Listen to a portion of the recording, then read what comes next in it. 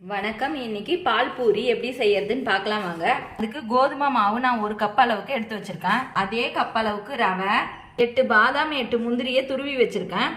கொஞ்சமா பால் எடுத்து வச்சிருக்கேன். அரை கப் அளவுக்கு சர்க்கரை, கஸ்டர்ட் பவுடர் 2 டீஸ்பூன் அளவுக்கு, அரை லிட்டர் பாலை நான் காய்ச்சி ஆற வச்சு வச்சிருக்கேன். 1/4 டீஸ்பூன் அளவுக்கு உப்பு சேர்த்துக்கிறேன். நல்லா கலந்து விட்டுக்கலாம்.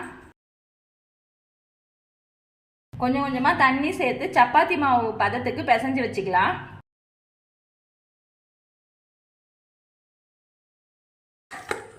இந்த அளவுக்கு நல்லா பிசைஞ்சு ஒரு 10 நிமிஷம் ஊற வச்சுக்கலாம். பாலை கேஸ்ல வச்சுட்டு சர்க்கரை சேர்த்துக்கிறேன். இப்போ கஸ்டர்ட் பவுடர்ல பால் சேர்த்து கலந்துக்கிறேன்.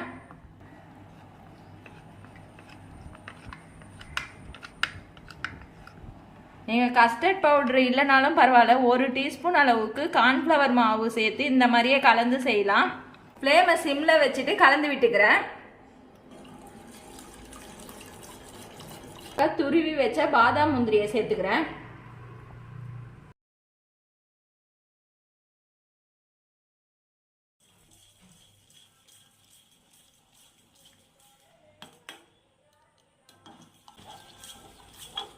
இந்த அளவுக்கு திக்கான பிறகு கேஸ் ஆஃப் பண்ணிக்கிறேன்.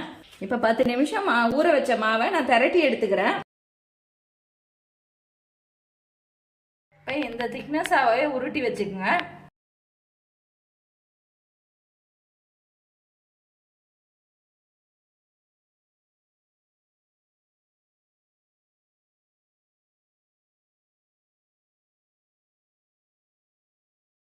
மீதி மாவை இதே மாதிரி எடுத்து திரட்டிக்கலாம்.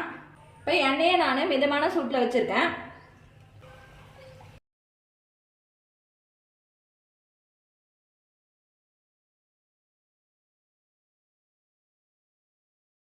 இந்த அளவுக்கு கோல்டன் ப்ரௌன் ஆன பிறகு எடுத்துடலாம்.